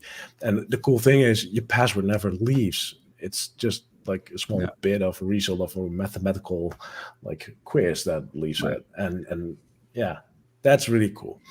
So now we can warn if you're using a password that is potentially insecure and help you making your system secure. I think that is just like a very cool addition and really helpful. And then to go full circle, the creator of Have I Been Pwned, Troy Hunt, he is a big Home Assistant user. Yeah. So he is going to directly use his service. That's going to be fun. Yeah.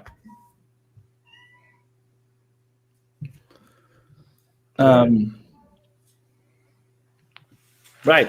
Well, so we don't actually check your passwords yet of the users that log into Home Assistant, right? No.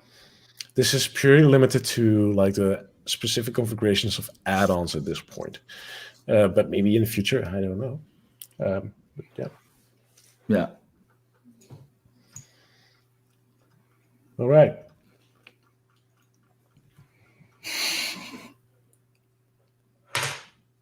You got some other cool stuff.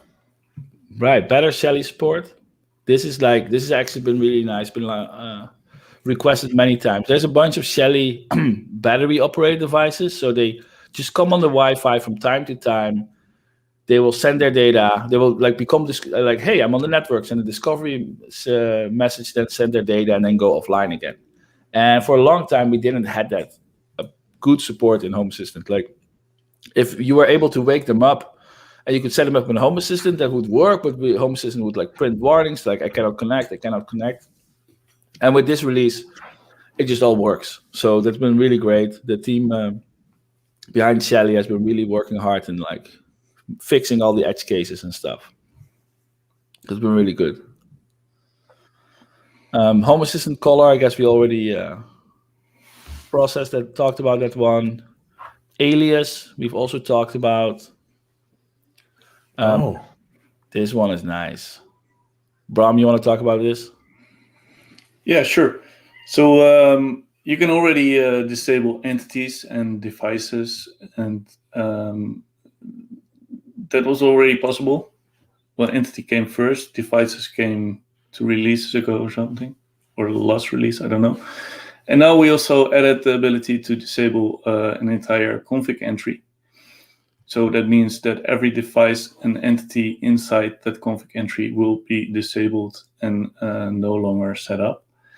So if you just want to disable something quickly to test something, or if you want to disable your Christmas lights because you're going to take them off and don't want to remove them because you want to reuse them next year, you can just disable it, and we will disable everything. You don't get errors, warnings, whatever, that your devices are not reachable.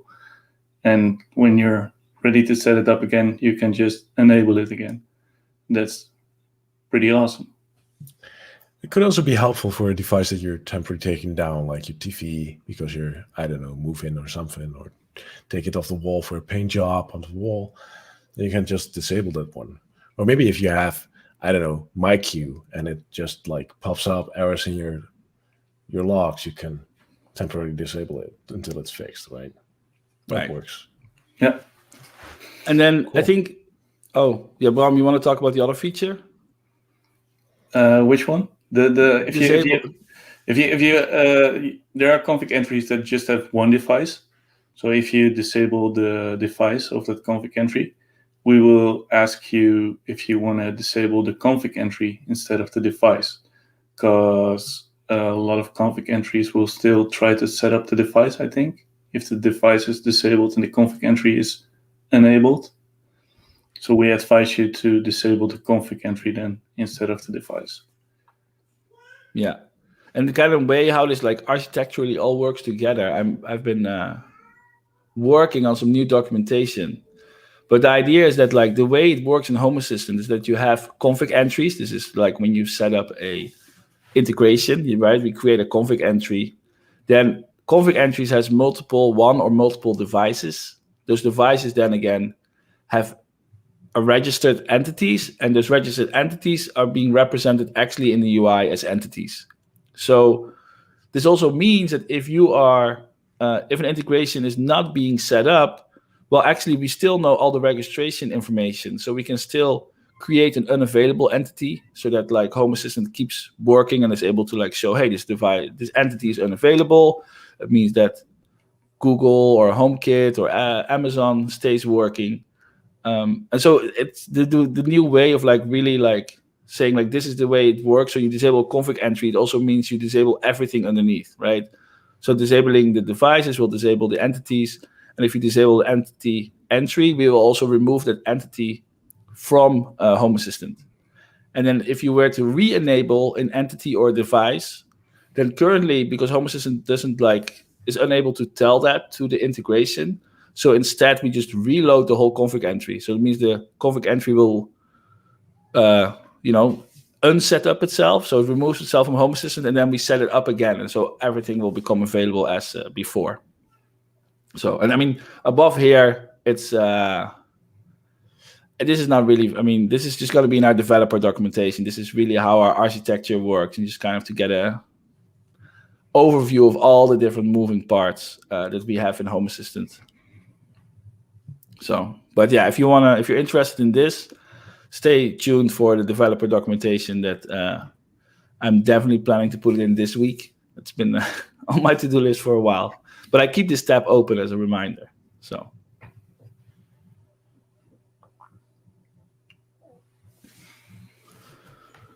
Cool.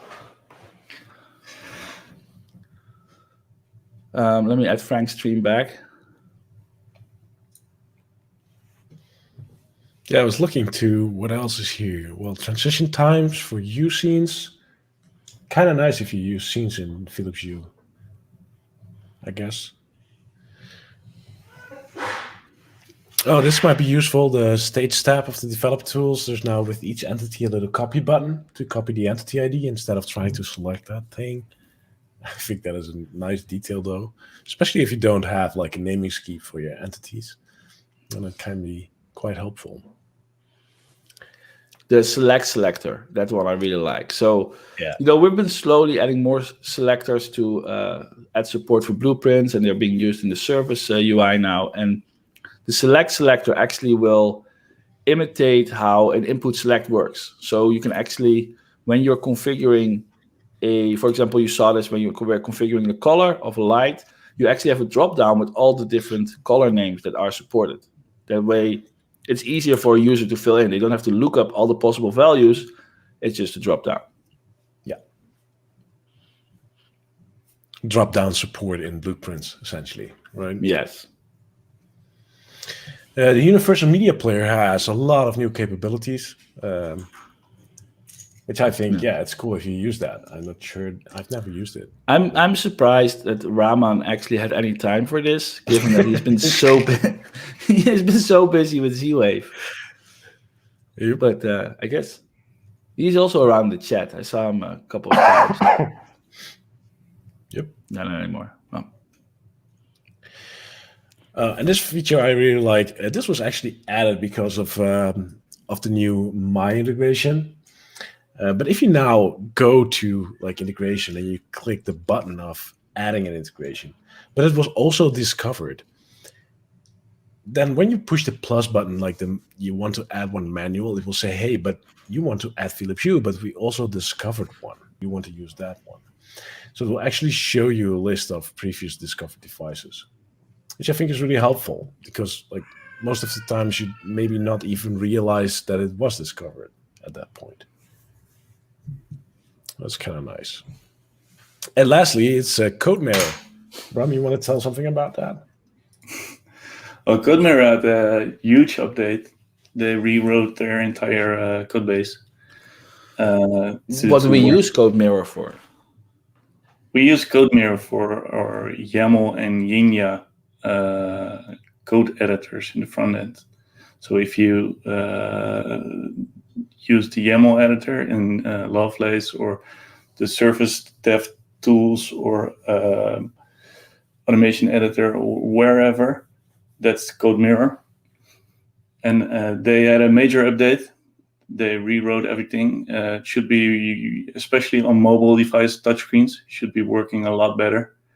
And it's just better, modern, faster code. Might have some bugs. it's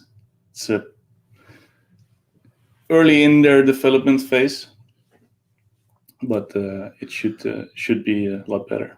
Yeah, when you notice bugs with the new code editor, make sure you open a GitHub issue on the front end so that we can look into it, see if it's our fault.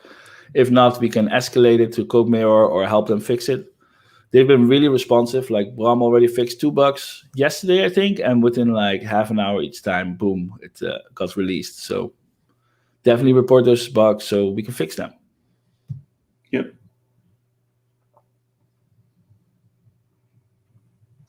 All the new integrations, we talked about those already in the beginning of the stream, but Right. there are a lot. So that's kind of cool. Wait, isn't this also the release with the new REST integration upgrade that we haven't talked about? Right. We haven't even I think we even forgot to highlight it.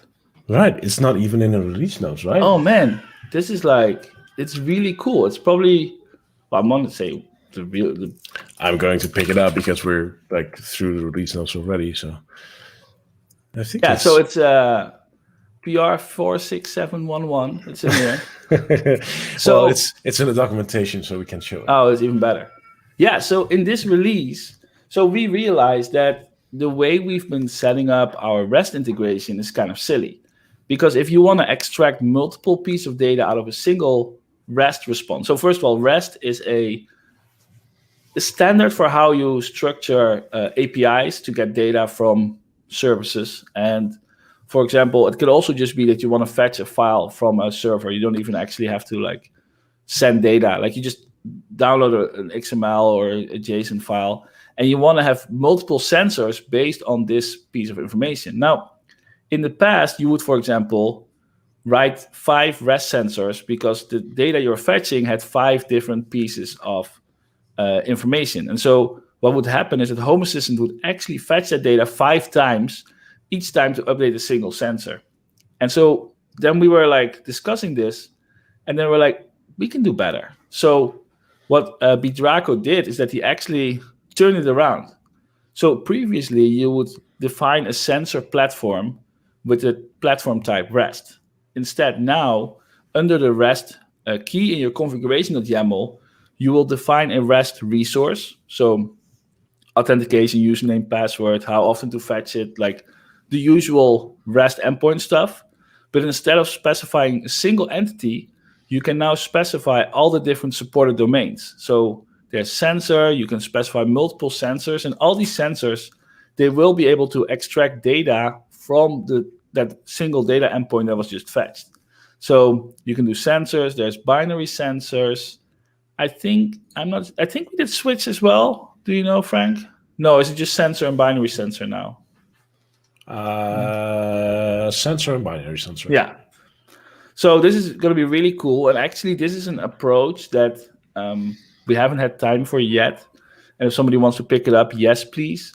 But we would love to add this also, for example, to command line or maybe MQTT or, right? Command line would be great. If you want to just pull in a file that's on your system, you can just cat it and then have that output be parsed and be pushed to multiple sensors, or have an MQTT payload become multiple sensors, binary sensors. So that's definitely something that this approach of how to configure it, turning it around and having a single configuration, is definitely going to come to more integrations. But for now, it's just REST, and it's already really good. So yep, check it out. If you're into REST, rewrite your configuration, as this will be really a lot faster. Definitely.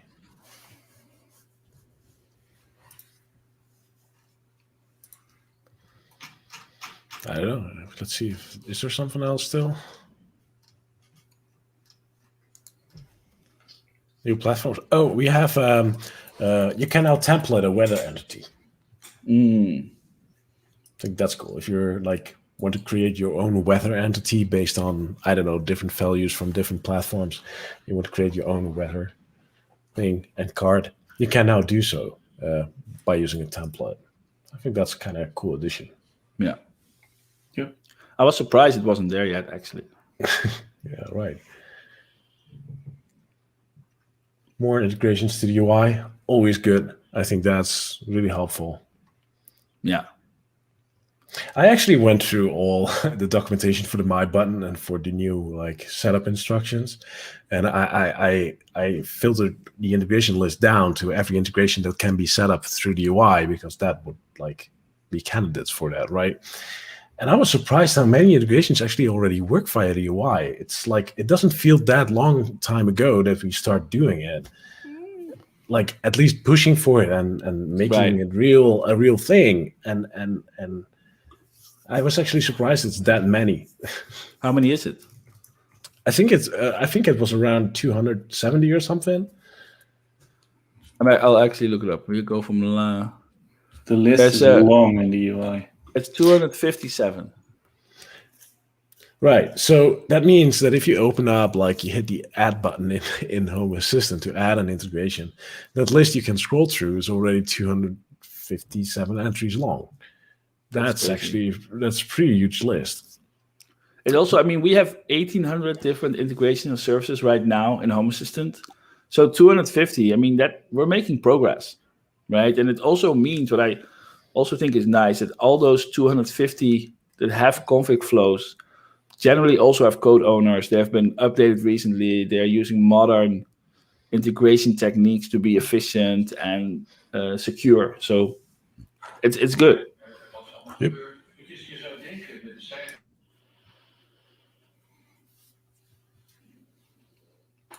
That's it. And then we have the breaking changes, of course, which you should definitely check out before you upgrade. Right. For custom integrations, it's now required to have or actually for this release, we're going to warn, but in the future, it's going to be required that you add a version number. So we know versions of integrations that are built into Home Assistant because they're bundled into Home Assistant. They cannot be independently updated. For custom integrations, we don't. And like we had a security incident 2 months ago, and so we want to make sure that we can, if we find that a custom component is not behaving correctly, it would be nice that we can identify which versions of it should be blocked or removed, or can advise to remove, instead of just blocking that whole custom component. So that's something that we're also working on, and this is like one of the steps towards that.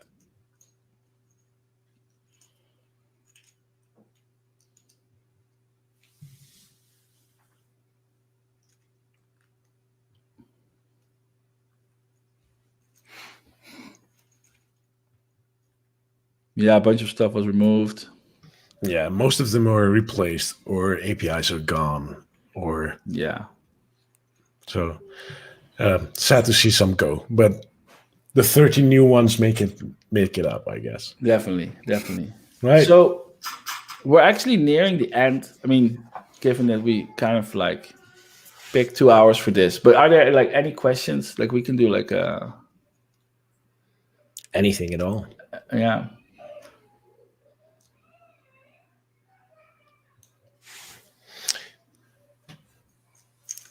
Here's one actually I see.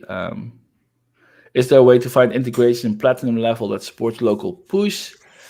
This is something we discussed recently, and we definitely want to, but have not taken action yet.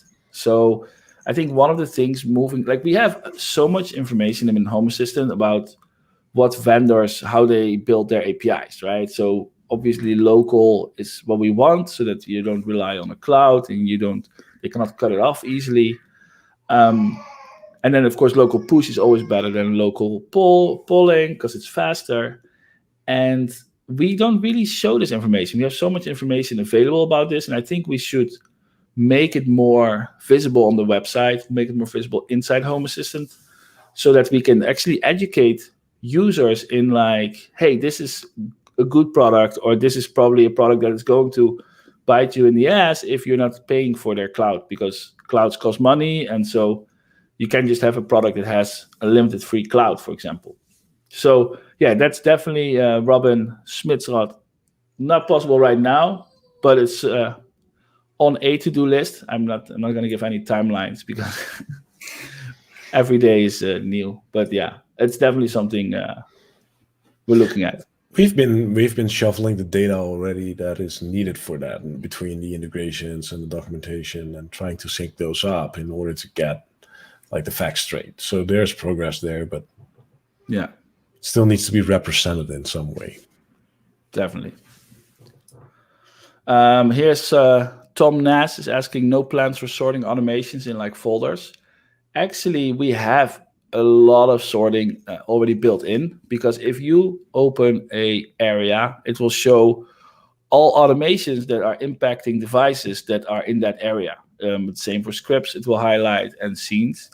And also, if you open a device, you will be able to see all automations that are impacting this device. So you can already sort your automations by area or by device, and by entity also, I think. Yeah, if you open the entities, you go to related in the settings, then you can also see automations that are impacting it. So no, we don't actually have plans to add even more sorting options, because I think this is already pretty good. Yeah, and a little tip, if you really like, it will try to automatically show the automation with the area if you open the area page, right? But if you really want to, you can actually place entities into areas as well. So that means you can actually assign an automation specifically to an area if you want to. Yes. It's more of a side effect, but still, I found it really helpful for an automation that didn't get into place correctly. So that's how I solved it. Yeah. Somebody's asking, can an area be part of an area? No, we do not support that. And the reason we don't support it was because it just gets too complicated too fast, and it's really not a problem many people have. So I think we decided to keep it more simple for now. I mean, if we want to add it in the future, but I would not count on it. It's one of those things, just like multiple home support. It adds a lot of complications everywhere, because now in the UI, it has to take in consideration if there's multiple homes or there's areas inside areas and these kind of things. And it becomes messy really fast. And so it's just better to, if we don't deal with it, then yes, like people that have very like, big homes or have like special cases might not have an optimal experience, but they can still, use the software. So I think it's better.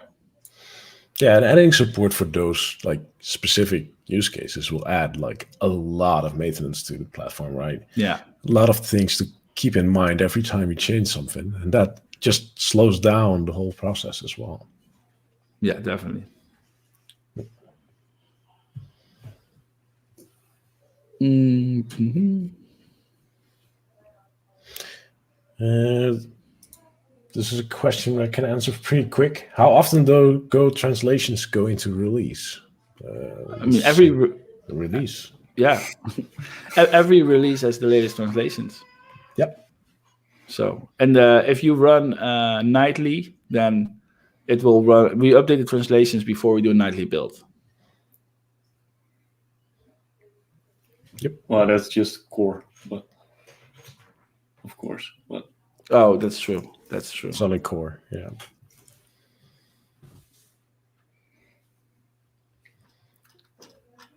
All right. All right.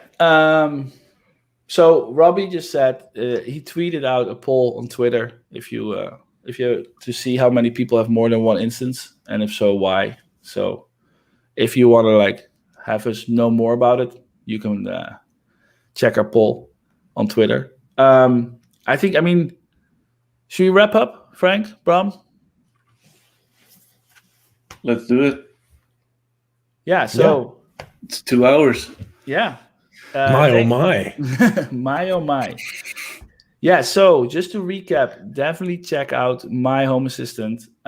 Make sure that when you are writing blog posts or making videos or helping people out on the forums or on Twitter or wherever, Facebook, doesn't matter, Discord, use my links so that they can easily get into their Home Assistant instance, and other people following around can also easily follow it. Then make sure, if you haven't yet, if you're on Facebook, follow our page. If you're on YouTube, subscribe to the channel, click that bell or something, Is there a bell? There's a thumbs up. Oh, Have thumbs you up. clicked it? Yeah, that's the important one. Have you guys clicked it? Come on, click it. And then the bell. First the thumbs.